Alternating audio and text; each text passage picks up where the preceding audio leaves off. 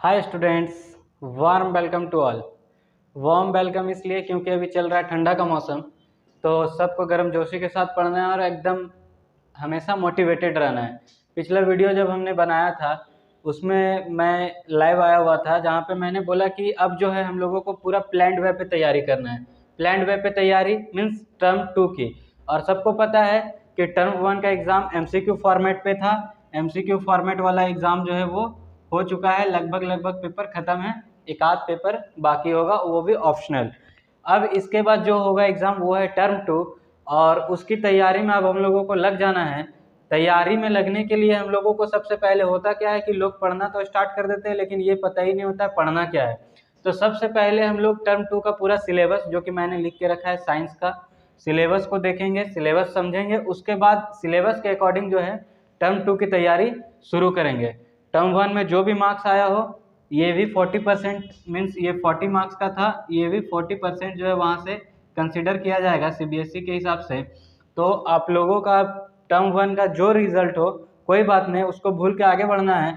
और टर्म 2 जिसका कि डिस्क्रिप्टिव मोड पे पेपर होने वाला है, उसकी तैयारी करेंगे। वो भी 40 मार्क्स का ही होने वाला है, और 20 मार्क्स आप लोगों को पता होगा कि स्कूल का असेसमेंट के हिसाब से दिया जाएगा। स्कूल में आपका असेसमेंट प्रोजेक्ट फाइल क्या क्या है, उसके अकॉर्डिंग जो है 20 मार्क्स दिया जाएगा, और आपका जो है टोटल 100% होने वाला है। तो अभी हम लोगों का मेन टारगेट होना चाहिए डिस्क्रिप्टिव पेपर का जो एग्ज़ाम होने वाला है टर्म 2 का, उसका। तो उस चीज़ के लिए हम लोग जो है पहले सिलेबस को देखते हैं। टर्म 2 के तरफ आएंगे तो सेक्शन वाइज मैंने यहाँ पे बांट के रखा हुआ है। पहला जो दिख रहा है वो है आपका केमिस्ट्री का सेक्शन। पहला सेक्शन जो है वो है आपका केमिस्ट्री का सेक्शन। दूसरा जो सेक्शन मैंने लिखा है वो आपका है बायोलॉजी का सेक्शन। और तीसरा जो आपको दिख रहा है वो है आपका फिजिक्स का सेक्शन।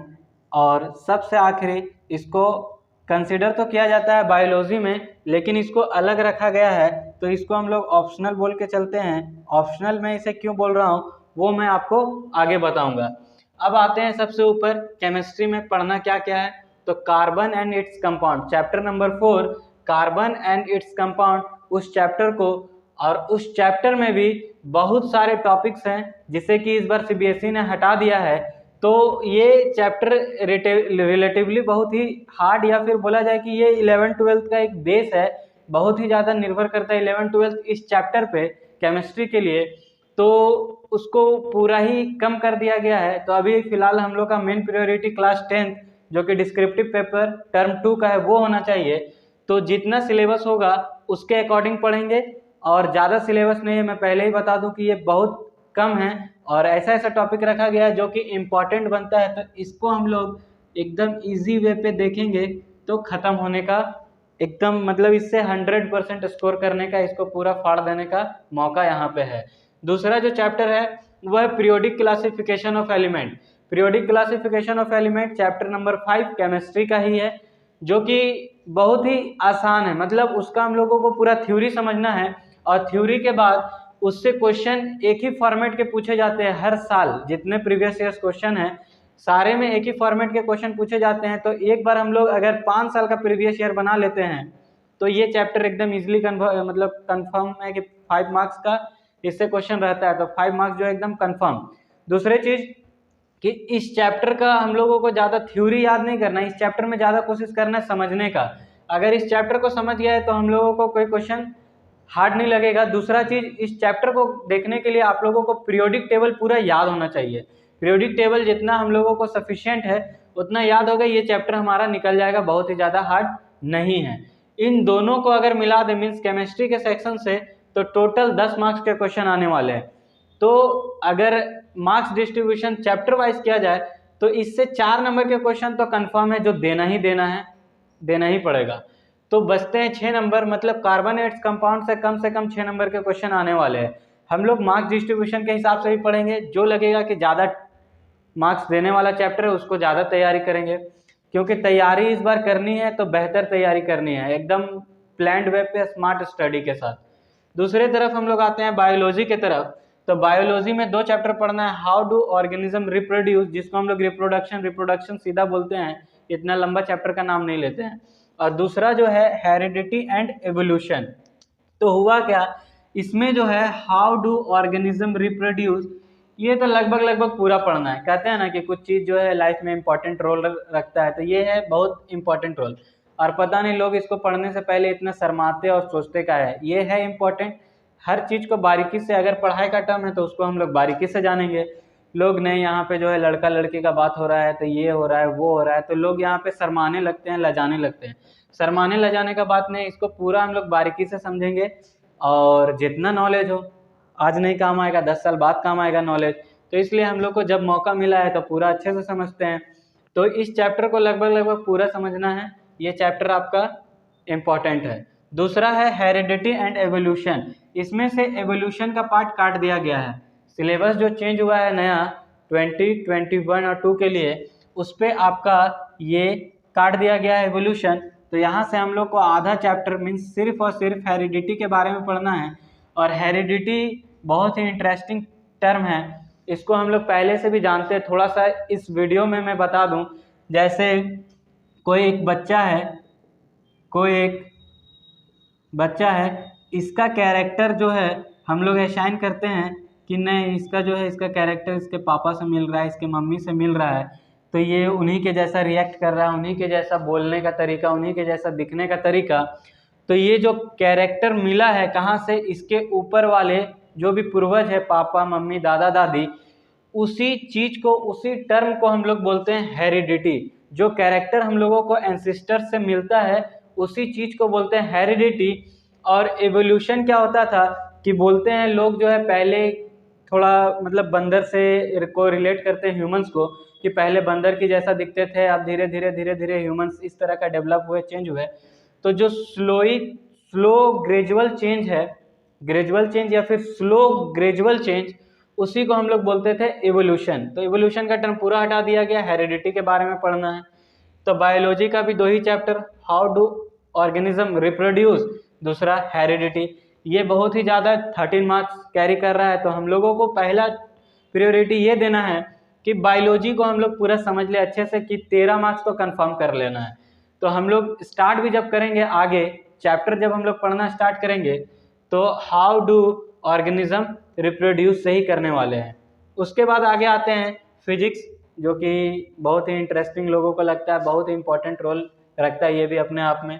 फिजिक्स में आते हैं तो ये सबसे जाना माना चैप्टर, जो स्कूल गर्मी जब स्टार्ट होता है, स्कूल जब हम लोग अप्रैल के महीना में स्टार्ट करते हैं, तो फिजिक्स में सबसे पहले जो चैप्टर पढ़ाया जाता है स्कूल में वो यही होता है क्लास 10th के लिए, इलेक्ट्रिसिटी। तो इलेक्ट्रिसिटी और दूसरा जो है उसके बगल वाला chapter magnetic effect of current, ये दोनों जो है मिल के पूरा फिजिक्स बनाएंगे। और ये भी अच्छा खासा मार्क्स कैरी कर रहा है, 12 मार्क्स। तो फिजिक्स का जो है एक चैप्टर तो लोग इतना पुराना हो जाता है कि इसका यूज टू हो जाता है, क्योंकि ये सीधा पढ़ते हैं हम लोग अप्रैल में, उसके बाद फिर एग्जाम के टाइम, तो ये ज़्यादा रिवीजन होने वाला चैप्टर रहता है। तो ये लगभग ऐसा रट जाना है, इससे एक न्यूमेरिकल आने का पूरा चांस होता है। न्यूमेरिकल हर साल एक इससे आता ही है।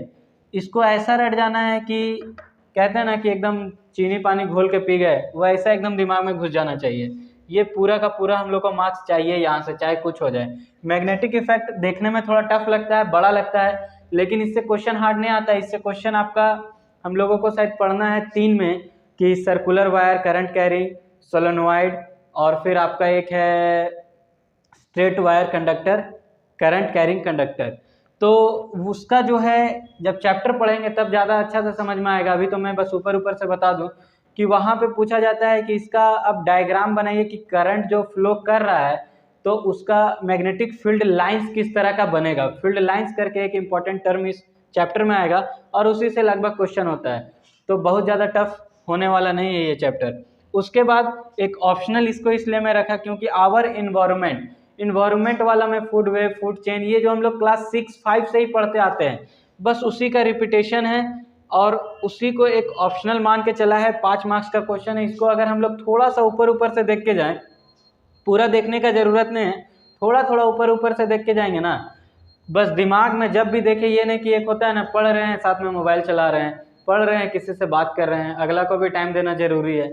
तो कोई बात नहीं, आप टाइम दीजिए ना अगला को, लेकिन जब पढ़ रहे हैं तो सिर्फ पढ़ रहे हैं। पढ़ने के बाद आप आधा घंटा पढ़िए, लेकिन फिर आधा घंटा जो अगला को टाइम दीजिए कि उसको भी लगे कि हम प्रॉपर टाइम दे रहे हैं, और इधर भी लगे कि हम प्रॉपर टाइम दे रहे हैं, क्योंकि आजकल का जनरेशन है कि बिना बात के मन मानेगा नहीं। तो बात कीजिए, लेकिन जब आप 1 घंटा का शेड्यूल रखें तो आधा घंटा पढ़िए, आधा घंटा बात कीजिए। 2 घंटा का शेड्यूल है तो आप 1.5 घंटा पढ़िए, आधा घंटा थोड़ा सा बात को आप घटाना होगा अभी एग्ज़ाम तक। तो आवर इन्वायरमेंट जो कि ऑप्शनल है, 5 मार्क्स का है, तो हम लोगों को इसको छोड़ना नहीं है, इसको एक बार देख ही लेना है, क्योंकि यहाँ से 5 मार्क्स बहुत ईजी होने वाले हैं। सबसे पहले हम लोग जब अब सिलेबस के बाद स्टार्ट करेंगे चैप्टर, तो हाउ डू ऑर्गेनिज्म रिप्रोड्यूस से स्टार्ट करेंगे, क्योंकि ज़्यादा कैरी कर रहा है मार्क्स आपका बायोलॉजी। तो बायोलॉजी को हम लोग को छोड़ना नहीं है, बायोलॉजी के बाद फिर आगे बढ़ेंगे, जो भी पढ़ना होगा पढ़ेंगे। केमिस्ट्री बहुत ज़्यादा टफ नहीं, क्योंकि सिलेबस बहुत कट आउट है। बायोलॉजी थोड़ा सा पढ़ेंगे, क्योंकि वो सिलेबस लंबा होने वाला है। उसके बाद फिजिक्स, ये चैप्टर को हम लोग छोड़ ही देंगे, लास्ट में एकदम देखेंगे। इसका क्वेश्चन भी अगर हम लोग करके चल जाते हैं ना पिछले 10 साल का, तो ये उससे बाहर होने वाला नहीं है, क्वेश्चन काफ़ी होगा। तो आज का वीडियो जो था खास वो टर्म 2 पे बेस्ड था सिलेबस के अकॉर्डिंग। सिलेबस हम लोगों को पता होना चाहिए, क्योंकि बहुत लोग है पढ़ाई स्टार्ट कर देते हैं, सिलेबस का कोई आइडिया नहीं। सिलेबस का आइडिया नहीं है तो पढ़ाई करने का कोई फ़ायदा नहीं। सिलेबस का पूरा आइडिया है, मार्क्स डिस्ट्रीब्यूशन किस तरह से, वो आइडिया है। अब हम लोग जो है उस हिसाब से उसके अकॉर्डिंग पढ़ेंगे चैप्टर्स, और चैप्टर्स में समझेंगे कि कैसे इस बार अच्छा स्कोर करना है, 100% स्कोर करना है। आप लोगों को से मेरा एक ही सवाल है कि आप लोग जहाँ पे भी ये वीडियो देख रहे हो, यूट्यूब पे खास करके, ये जो है अपलोड तो यूट्यूब पे ही रहेगा, यूट्यूब पे देख रहे हैं और आपके साथ कोई पढ़ने वाला है, तो उसको ये वीडियो ज़रूर शेयर करें और एक बार जुड़ के देखें, पढ़ के देखें क्या यहाँ से फ़र्क आपको मिलता है। उसके बाद फिर हमें कमेंट सेक्शन में ज़रूर बताएं। जय हिंद, मिलते हैं फिर नेक्स्ट वीडियो में।